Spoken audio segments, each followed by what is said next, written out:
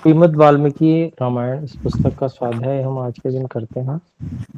और इस पुस्तक में हम अयोध्या कांड के 53वें सर्ग के 6 श्लोक पढ़ चुके हैं। और यहाँ पर जो प्रकरण चल रहा है वो भरत जी को, जो कि अपने मामा के यहाँ राजगृह में अभी निवास कर रहे हैं, उनको दुःस्वप्न आता है, बुरा सपना। उसमें इस प्रकार के लक्षण प्रकट होते हैं कि बहुत भारी कोई अनिष्ट होने वाला है, किसी की मृत्यु हो सकती है इत्यादि। तो उसी से वे बहुत दुखी हैं। और उनके जो आसपास के मित्र साथी जो उनके मामा के यहाँ पर हैं, वे उनको उदास देखकर उनको प्रसन्न करने का प्रयास कर रहे हैं। ये दृश्य यहाँ का है। परंतु मित्रों के उनको प्रसन्न करने के अनेक प्रयास करने के बाद भी भरत जी जो हैं वो हर्षित नहीं हो रहे हैं, प्रसन्न नहीं हो रहे हैं। तो उनका जो मित्र साथी है वो उनसे पूछते हैं कि भाई आप ऐसा क्यों, इतना प्रयास करने के बाद भी आप दुखी हैं। तो उसमें वो उत्तर देते हैं 7वें श्लोक में। उत्तर दे रहे हैं भरत जी। तो आइए देखते हैं ये श्लोक। 53वें सर्ग का 7वां श्लोक। एवं ब्रुवाणं सुहृदं भरतः प्रत्युवाच तं, शृणु त्वं यन्निमित्तं मे दैन्यमेतदुपागतम्।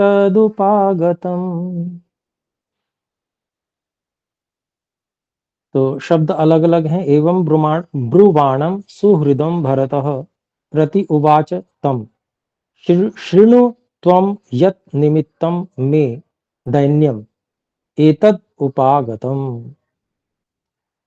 और इसका अन्वय ऐसे करते हैं हम। एवं ब्रुवाणम तम सुहृदं भरतः प्रत्युवाच मे यद निमित्तं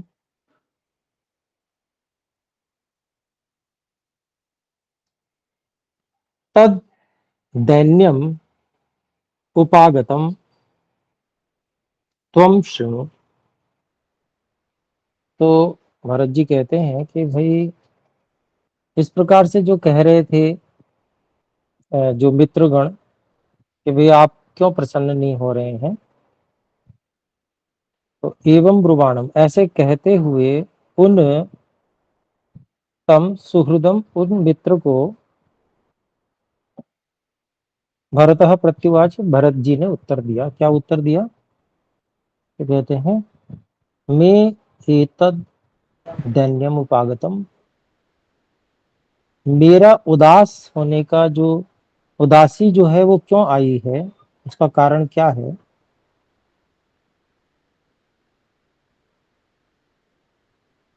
यद निमित्तम, वो जिस कारण से आई है, तो हम सुनो उसको तुम सुनो। तो अगले श्लोक में बताएंगे भाई किस कारण से ये उदासी है।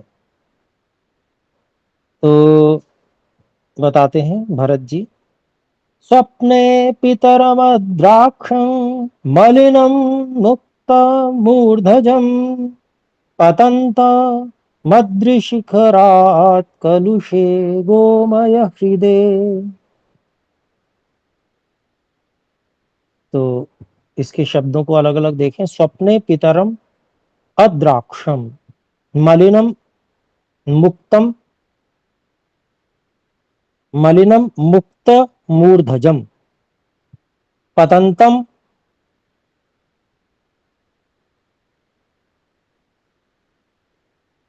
अद्रि शिखरात कलुषे गोमय हृदय हृदय। तो इसका अन्वय इस प्रकार से करते हैं। स्वप्ने मलिनम मुक्त मूर्धजम पितरम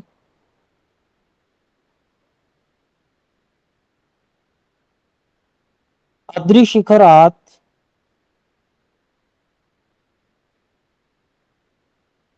कलुषे गोमय हृदय पतंतम अद्राक्षम। तो कहते हैं, बता रहे हैं भरत जी मित्रों को कि स्वप्न में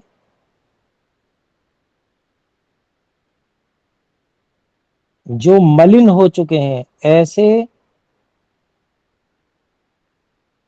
जिनके सिर के बाल खुले हुए हैं, मुक्त मूर्धजम, मूर्धा के जो बाल हैं वो खुले हुए हैं,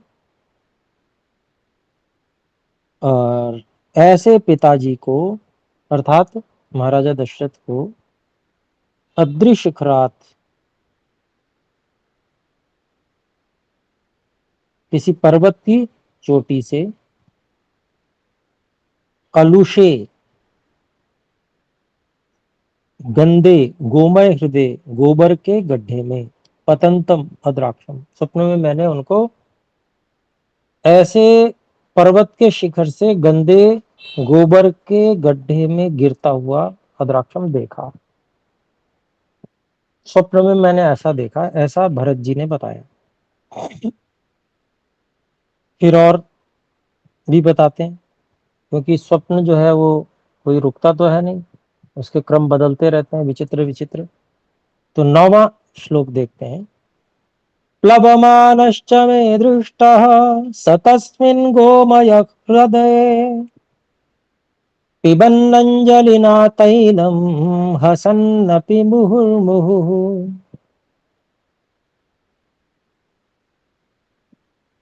तो शब्द अलग अलग देखें। प्लवमानः च मे दृष्टः स तस्मिन् गोमय हृदये पिबन अंजलिना तैलम हसन्नपि मुहुः मुहुः। इसको हम अन्वय करते हैं, वाक्य में सीधा लगाने का प्रयास करते हैं।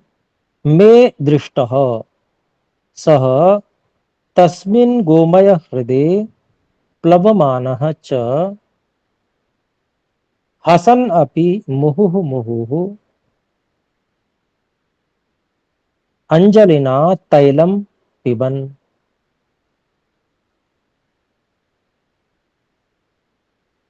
तो क्या कहते हैं देखिए, मैं दृष्टा, मैंने देखा स्वप्न में, मतलब मैंने स्वप्न में देखा, सह, वह पिताजी, वह महाराजा दशरथ, तस्मिन गोमय हृदय, उस गोबर के गड्ढे में, प्लवमानश्च, तैरते हुए,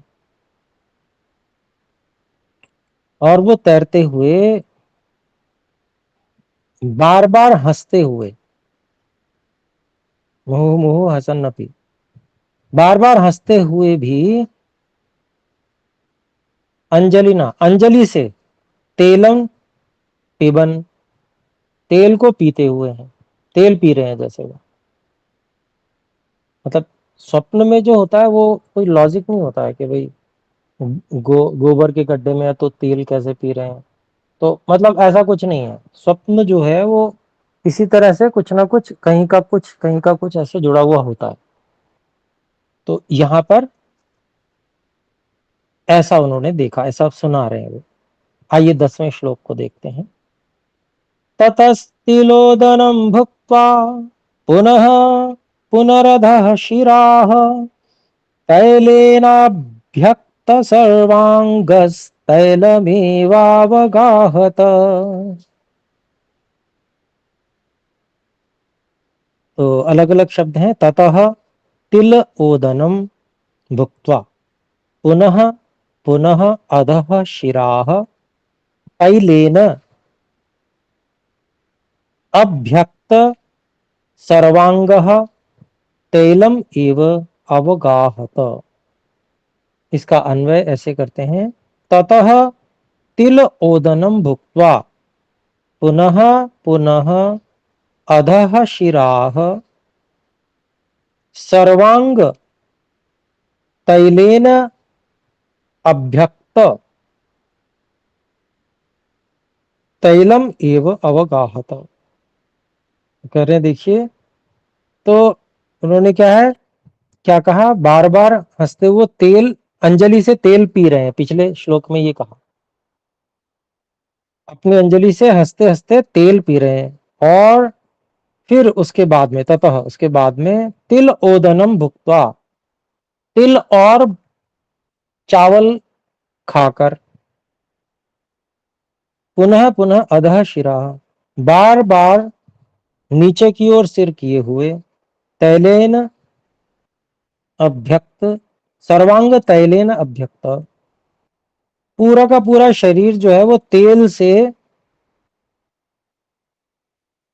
मल रखा है, और तैलम एवं अवगाहत, और वो तेल में ही डूबते जा रहे हैं, ऐसा स्वप्न देखा। तो ये स्वप्न के भाग चल रहे हैं, पहला भाग, दूसरा भाग, ऐसे कि भाई इसके बाद ये देखा, उसके बाद ये देखा।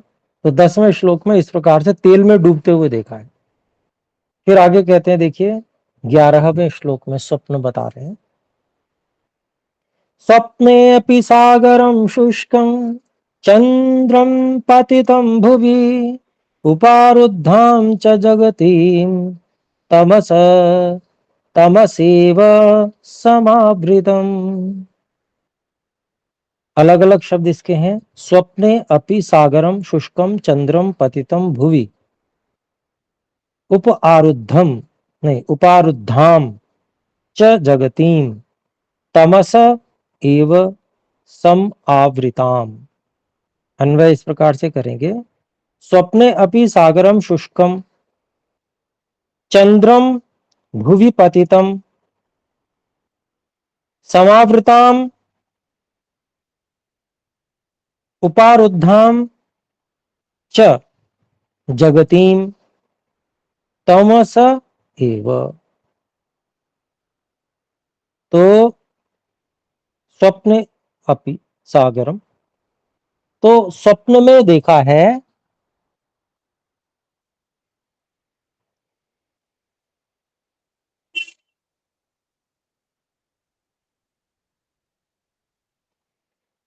स्वप्न में क्या देखा है और भी देखा है जो बता रहे हैं। सागरम शुष्कम, जो समुद्र है वो सूखता जा रहा है।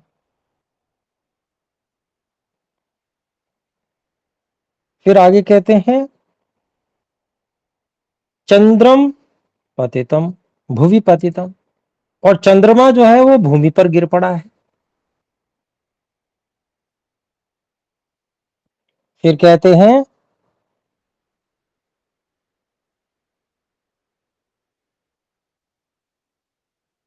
समावृताम उपारुद्धाम च जगती, जो चारों ओर से, सब ओर से ढकी हुई है, जिसमें सब कार्य रुक चुके हैं, उपारुद्धाम।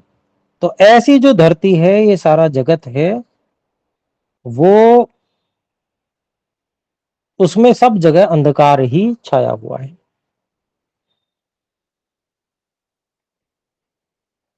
तो ऐसा स्वप्न ये भी देखा। और बता रहे हैं, देखिए 12वां श्लोक।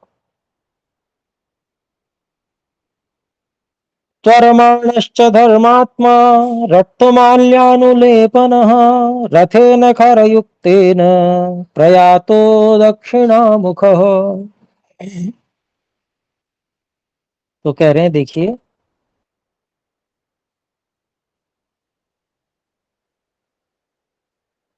अलग अलग शब्द हैं। त्वरमाणः च धर्मात्मा, रक्त माल्य अनुलेपनः रथेन खरयुक्तेन प्रयातः दक्षिण आमुखः।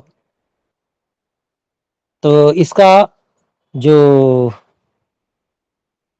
अन्वय है इस प्रकार से करते हैं। धर्मात्मा रक्त अनुलेपनः रक्तमाल्या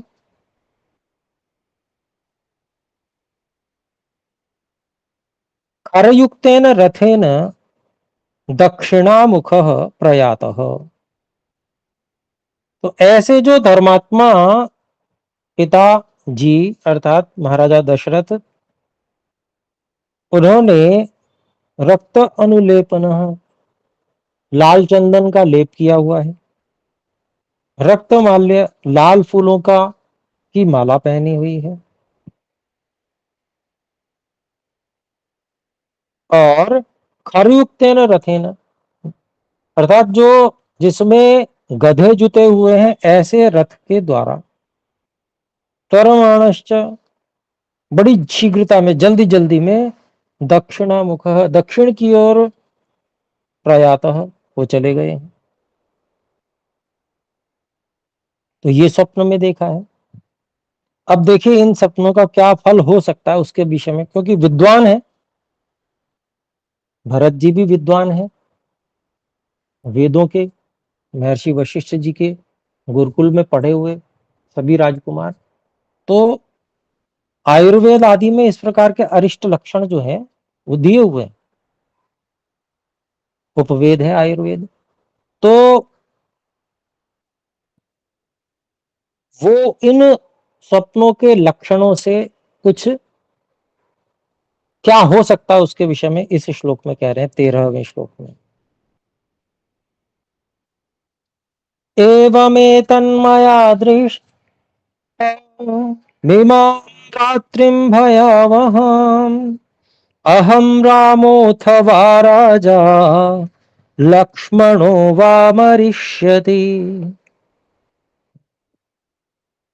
तो कह रहे हैं, देखिए भरत जी, इसके शब्दों को अलग अलग करेंगे। एवं एतत् मया दृष्टम इमाम रात्रिम भयावहाम अहम रामः अथवा राजा लक्ष्मणः वा मरिष्यति।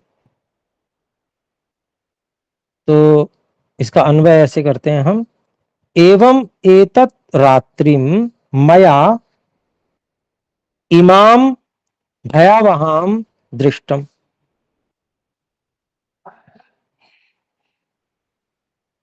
अहम रामः अथवा राजा लक्ष्मणः वा मरिष्यति।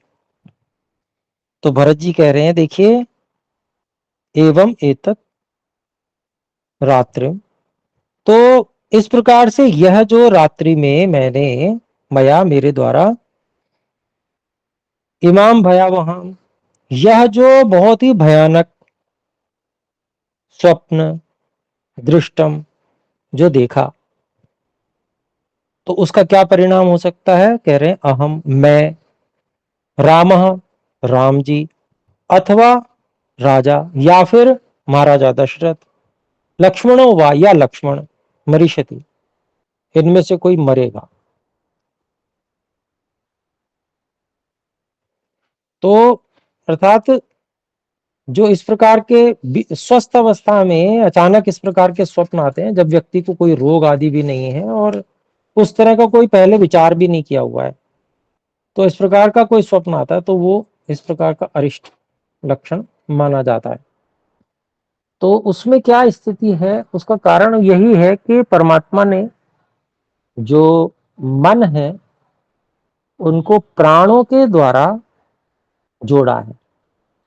अर्थात यो मन सबके पास अलग अलग है, सूक्ष्म है, परंतु शरीर के अंतर्गत प्राण की सहायता लेकर मन शरीर पर नियंत्रण रखता है, शरीर पर नियंत्रण रखने में मन सहायता करता है।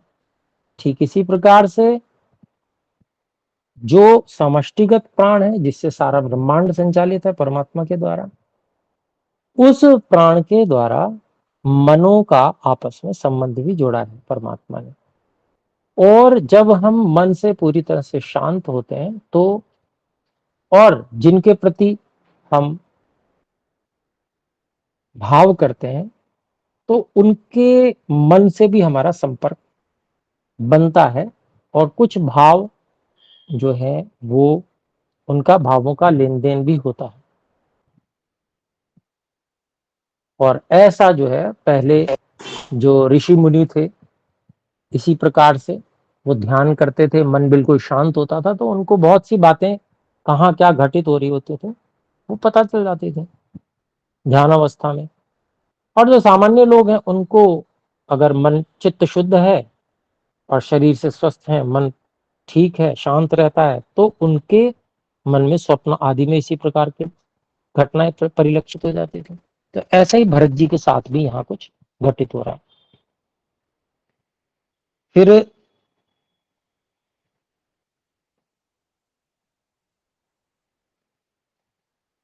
जो स्वप्न जो है स्वप्न किस प्रकार का फल देता है उसके विषय में भरत जी कह रहे हैं 14वें श्लोक में।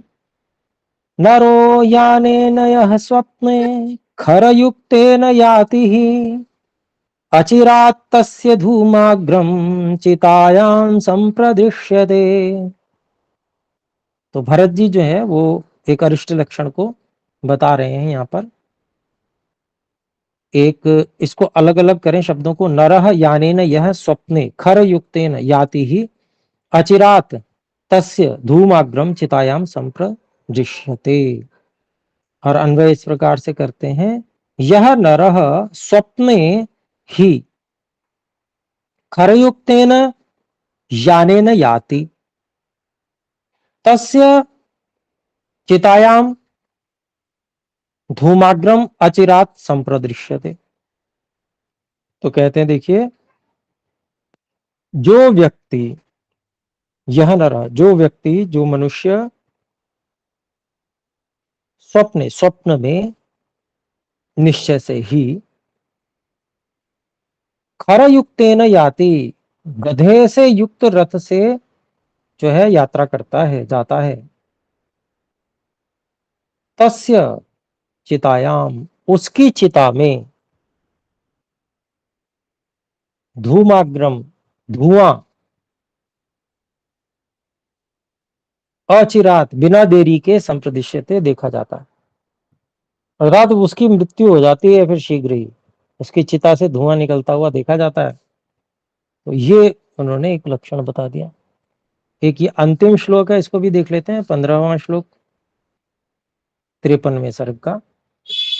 एतन्निमित्त दीनोऽहं तन्नवः प्रतिपूजये शुष्यतीव च मे कंठो न स्वस्थमिव मे मनः।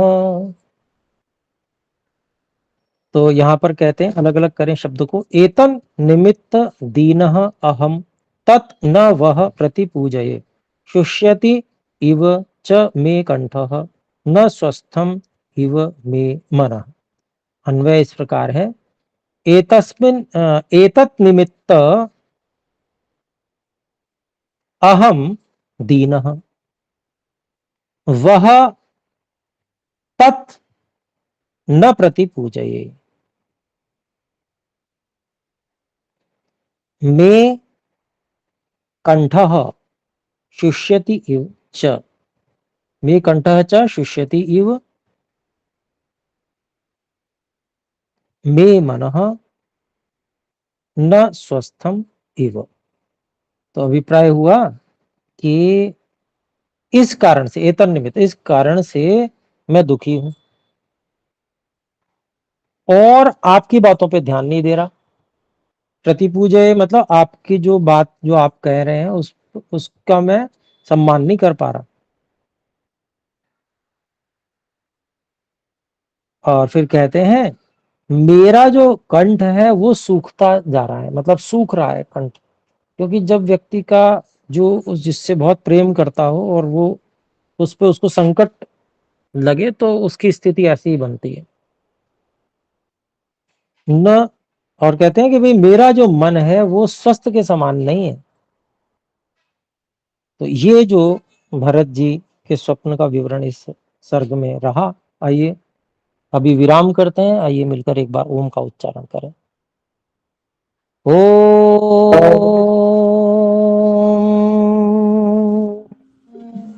सभी को सादर सर्वेभ्यो नमस्ते सबको जी। सादर नमस्ते। नमस्ते आचार्य जी।